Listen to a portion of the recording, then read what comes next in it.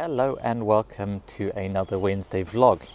Today we're talking about business income from your forest school sessions.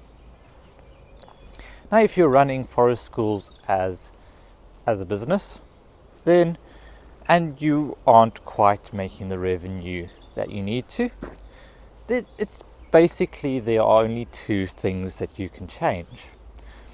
And they're quite broad categories, but two main things. You can either increase your customer base or you can increase the amount of value you provide. So let's go with customer base. Now this is pretty obvious that if your sessions aren't fully booked, you could do with more customers. But this also may mean increasing the size of your sessions. Like, can you get more people into each session? Now with forest school, there obviously is a cap. There's a ratio and there's a point where if you increase the numbers too much, you'll be decreasing the value, and that will impact you as well. But it may well be that you want to reach more people for a lower price rather than fewer people for a higher price. Because obviously there's more people willing to pay a small amount of money than a big amount of money. So that's increasing your customer base. So that involves marketing, that involves reaching out to people, making connections, and so on. So it is quite important, and increasing your customer base is a valid way to do it. I'm doing it through reaching out to you guys, through YouTube, online content, my website and everything else. I'm looking to increase the number of people that I reach. So that is one valid way of doing it. The other way is increasing the amount of value in your sessions.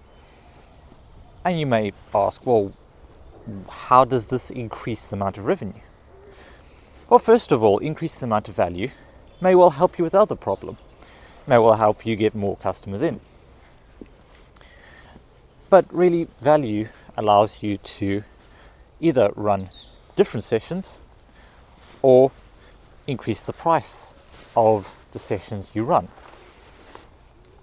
So then basically, if you provide more value, then you should be able to charge more.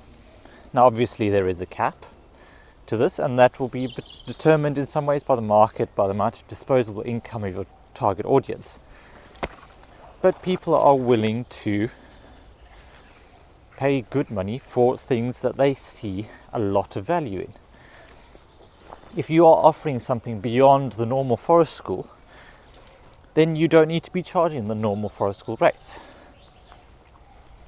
This applies to working with larger organizations as well. So if you have a certain offering, say, okay, I will offer a basic walk around the park. And we might point out some interesting things, but really we're just going for a walk. Now there's value in that. But compare that to, I'm going to offer a complete day of forest school, including cooking, hot drinks, a range of activities, and even the chance to make your own necklace, which you'll then take back home. Immediately you can see that there would be a price difference between those two. One is obviously adding a whole lot more value. A value can sometimes be in the training you've taken. So you might be able to offer more variety of courses. You might be able to achieve faster results, better results, quicker. So, for example, if you're someone like me that works with people who struggle to tie knots, you may well, your strength is the ability to teach something really well. So I can probably charge more than someone who doesn't teach knots as well, because I'm delivering more value. I'm teaching it better. It's providing more value to the person. It's providing that personal transformation which people want from a service. So you can increase the customer base, or you can increase the amount of value. And sometimes value can show up in different ways. And I think it's, in general, if it doesn't cost you more or cause you to burn out, it is a good idea to add more value. And obviously that being careful not to burn out is important.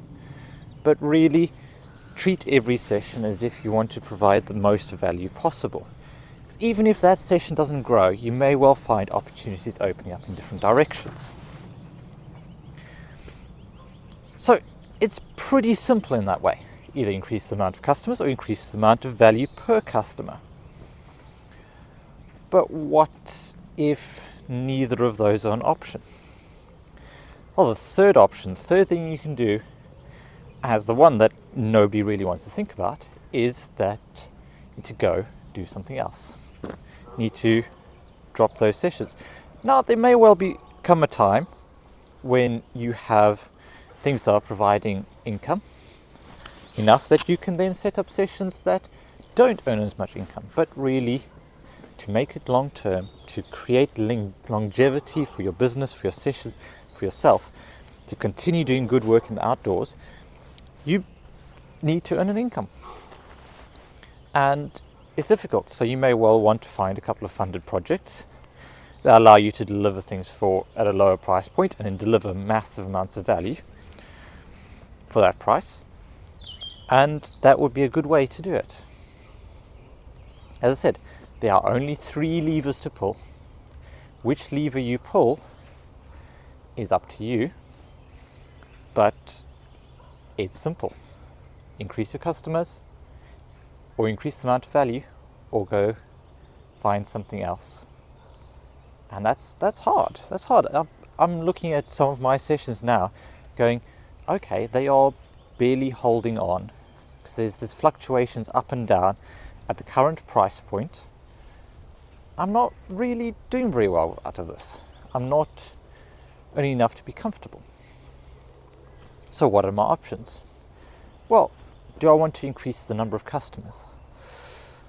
No, I think I've got them. I mean, I could do with more customers in the sessions, but in general, I'm not going to increase the number of people per session, as in the max number, because I think that would really drop the value and it would stop being as enjoyable for me, because it's important to me to be able to have one-on-one contact time with just about everyone and be able to offer that support and tailor sessions, and you can't do that with a massive group. So it's okay, provide more value, and I provide more value without burning out. Now that's the point I'm struggling with. I'd like to provide more value, but most of the value I can provide would significantly increase the amount of time I spend, either planning, preparing, so on. And at the moment, I don't have that time. So the third option is the one that, as I said, most people don't want to think about, which is, do I find something else? I don't have the answer right now. It could well be that things pick up, because it is only April, soon be May. Hopefully things will look up. But for now, I'm just going to see how things go and think about whether I'm going to pull one of those levers and change direction and improve things that way. Because I need to be thinking 2 years ahead, 5 years ahead. What is my end game plan?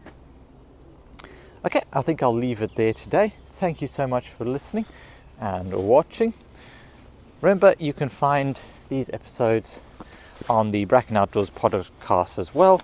So if you are on the YouTube channel, head over there. And if you're on the podcast listening to this, you can, of course, check out all of my videos, tips and tricks, reviews on the YouTube channel as well. Thank you again for watching. Make the most of every day, and I'll see you all next time.